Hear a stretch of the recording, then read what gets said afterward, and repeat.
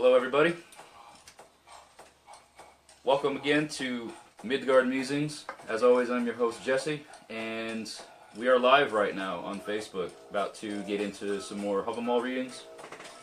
So thank you all for tuning in and watching. Really appreciate you taking the time to check it out today, and looking forward to some of the stanzas that we're going to be discussing, because at least up until this point, we've been hearing a lot about just some common sense type of stuff when it comes to just everyday life. And now we're going to be getting into some things that Odin is speaking specifically on when it comes to dealing with your friends, at least for this week's episode. So I'm going to wait a few more minute or two here, a few more minutes maybe, just to see if we can get some more views on the live stream. So if you're watching or you see this notification, definitely chime in the comments section. Let me know that you're here. Give us a react, a thumbs up, a heart, anything that you're feeling so inclined to do. Really appreciate it. Just want to know that people are taking a second to know that you're there.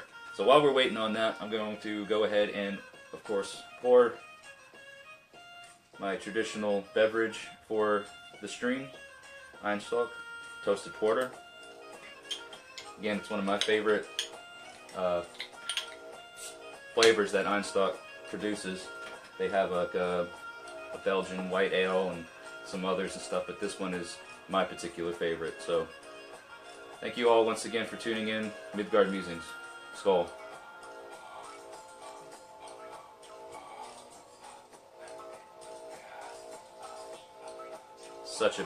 Such an attractive beer when it's poured. It's such a rich, creamy head, and just a delicious kind of chocolatey coffee flavor that we have going on. So let's put that there.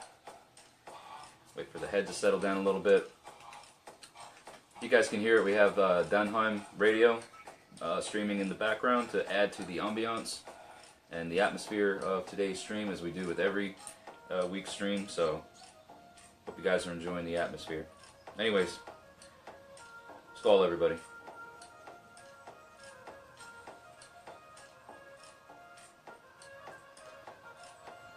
Yeah, good stuff. Let me top this off, and then we will get right into our readings for today.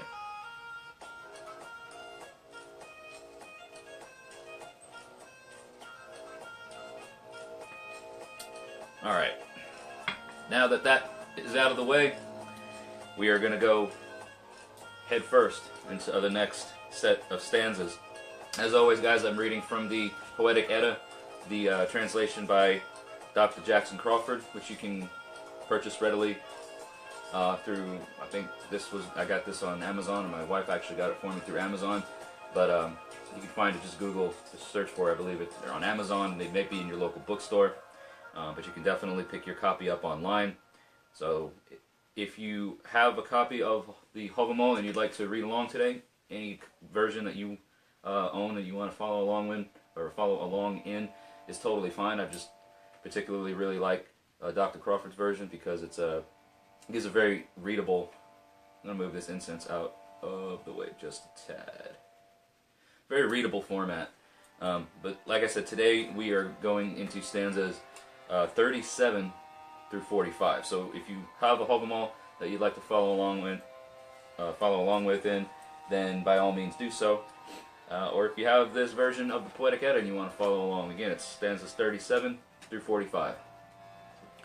Alright, so today, 37 is better to have a home, even if it's little. Everyone should call somewhere home. Your heart will be wounded if you have to beg for every meal from somebody else.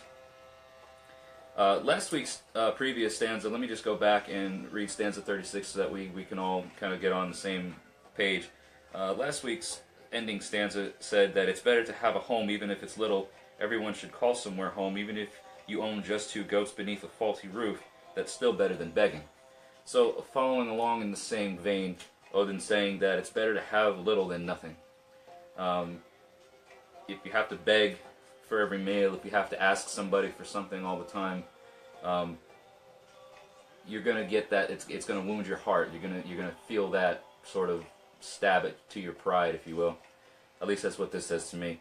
And as always, guys, if you're watching, anything that I say, this is my understanding of what the stanzas mean. If you have a better understanding, or if you have something that you've personally dealt with that you want to share, drop a comment down there below, and we'll be able to discuss it together.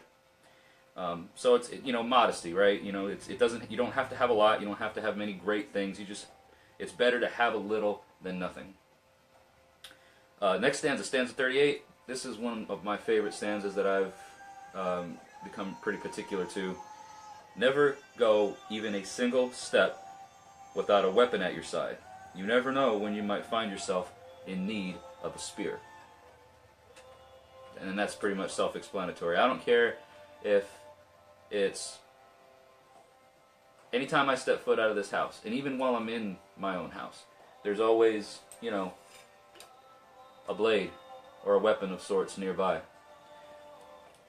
While I'm outside of the house, there's always a blade on my person. For those of you that are in states or areas that it's legal to carry a firearm, I bet there's a lot of people that are probably watching this who always carry a sidearm.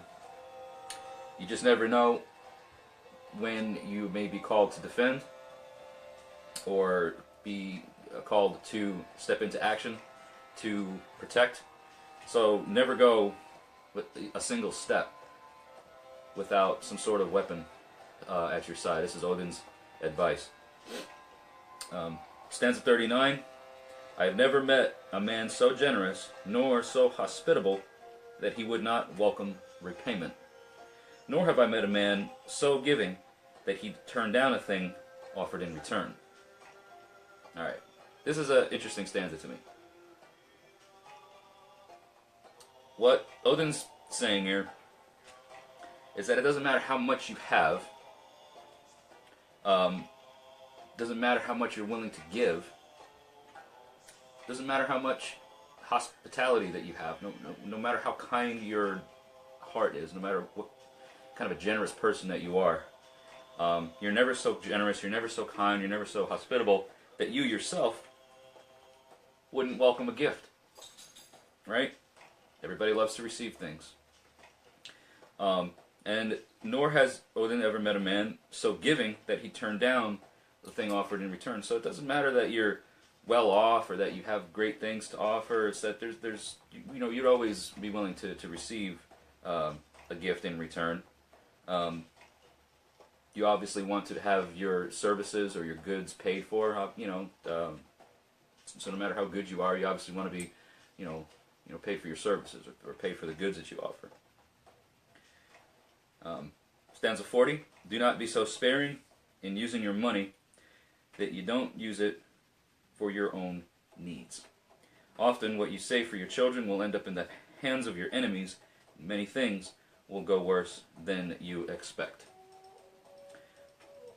Live in the moment is sort of kind of what this is saying to me in a short, condensed version. To kind of expand on that is that, you can save and save and save for a rainy day and for things that, we have no control over in the future, for your children or for your future or any sort of thing like that. But you shouldn't be so sparing that you're not enjoying life right now, or that you're not taking care of your needs right now. Because things can happen, guys. We are at the, fate is uncertain for all of us. What the Norns have woven for each of us, we don't know. So you shouldn't be so sparing in your things, in your items, in your money, that you're not taking care of the things that you have and need now. Because things may happen that you have no control over, that you can't. Say that things will go worse for you. Jobs could be lost, property could be destroyed. So many things happen in the day-to-day lives that we have no control over, and that you should never go without your needs and enjoying life for the moment, just to save up for things in the future. Not to say that you want to not save up, like that's a good thing and that's a wise thing, but don't be so sparing that you're not enjoying life now. Alright, so stanza 41. Here we're going to be getting into some things about dealing with friends and friendships. And some of these stanzas are going to take a little bit of a twist and a little bit of a turn, and we're going to talk about that too. Stanza 41 is, friends should provide their friends with weapons and clothing. This kind of generosity shows. Generous mutual giving is the key to lifelong friendship. So guys, we've heard that Odin has advised about what kind of gift giving should be. It's gabo, right? It's a gift for a gift. It's reciprocal. Don't ever take more than you are willing to dish out, or don't take always. Make sure you're giving back.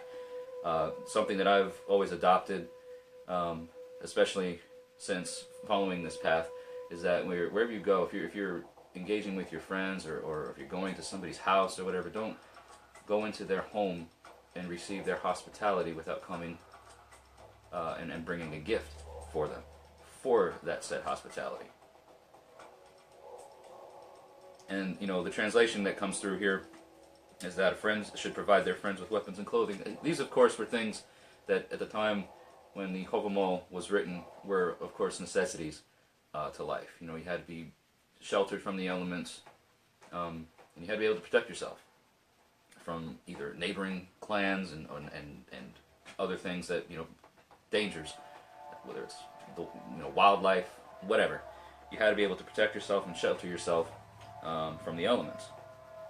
So, in modern times, just be kind. Don't always take something from someone, no matter how good of a friend they are. Don't. To me, it says don't take their kindness for granted. And it's a key. The generous mutual giving is the key to a lifelong friendship. Stanza 42. This is an interesting one. Be a friend to your friend and repay each gift with a gift. Repay laughter with laughter. Repay treachery with treachery. Now,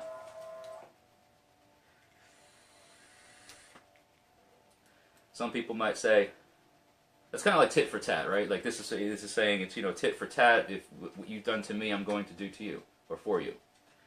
But I think a lot of times we will forget that that rule applies to anybody. That it's nobody's off limits when it comes to that. It's, look, if you do me right, I'm going to do you right. If you do me wrong, I'm going to do you wrong. And this is the mindset that Odin has. We see this happen a lot in the sagas.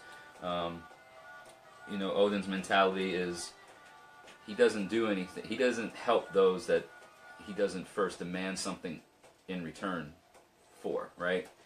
So there's this reciprocal thing. There's this reciprocation. This is a cultural thing at the time, but it's also the way it works. You repay a gift with a gift, and it doesn't matter if you've been treated well, then you treat those people well. If you've been treated wrong, don't worry about when it's supposed to happen, when it's called upon to happen, that those people are mistreated or dealt treacherously with for their actions. Just kind of the way things go. Stanza 43, be a friend to your friend and also to his friend, but never be a friend to the enemy of your friend. Again, kind of going back to the cultural norm for the time that the Hávamál was written, relations and friendships and alliances were critical to survival. It was everything's about survival. You look at the time that the Hávamál was written and the way life was. Survival, everything that was done was thought of with the survival and the benefit of life, whether it be yours or your family's or your kin's or the kindred that you're a part of, the tribe, whatever. Being a friend to your friend and also be a friend to his friend. But never be a friend to the enemy of your friend, right? I've seen this happen a lot of times, especially now in modern days, in modern aspects. If I'm at odds with somebody, and we just can't see eye to eye. I'm not wanting to be their friend. They don't want to be mine. We're enemies, right? But I have a friend who's friends with that person of whom I don't get along with, right? That causes problems, and it causes dissension, and it causes rifts between the friends, myself and my friend, right? Because my friend is a friend of my enemy. It doesn't work out. So it's best to keep that in mind when you are developing friendships. You know, be careful who you friend, and be careful who you get close to, and understand that your friendship and stuff may be in jeopardy if you're kind of aligning yourself up with somebody who's an enemy of the person that you're close to.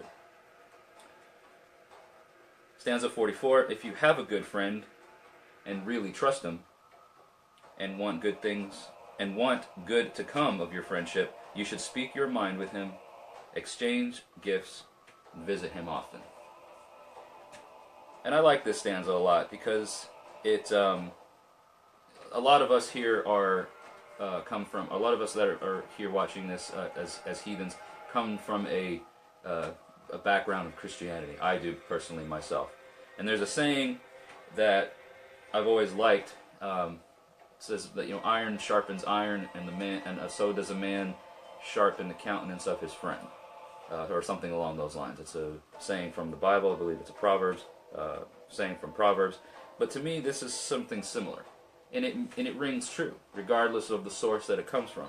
Is that if you have a good friend and you trust him and you want to see that friendship grow and more to come of it, you're going to speak your mind with one another. You're going to engage one another in conversations that are stimulating, and you're going to visit each other often, and you're going to exchange gifts with one another, because that's what friends do. They treat each other well. They're kind.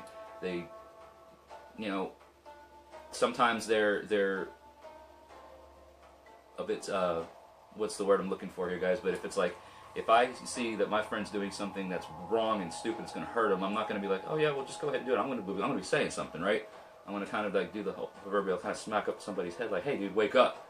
Like, stop doing what you're doing, because we care about each other and we want to see each other advance and grow and become better as individuals. So it's not always about being the nice, you know, on the surface type of friend. You say the things that you have to say. You speak your mind with one another, and that means that you say the things that are hard to say, and that you hear the things that are hard to hear. All right, stanza 45. This is the last stanza that we're going to be discussing for today. This is our 9th stanza. So once again, everybody, thank you so much for tuning in. If you're watching now, please share this video. Comment below what you think so far and what your thoughts are. Would love to hear it. And again, Skull, everybody, thank you so much for tuning in so far. One more stanza to go. Stanza 45. This kind of runs off from the last stanza.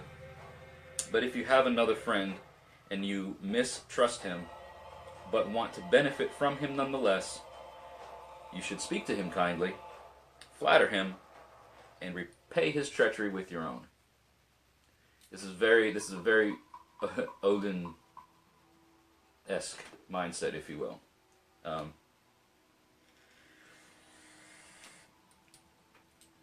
What we're hearing, or what I'm getting from this, is that the good friends you treat good, the not so good friends, but the ones that you still want to benefit from, you flatter them, you put on this show, you kind of put up this front for them to, so that you can get out of them what you need.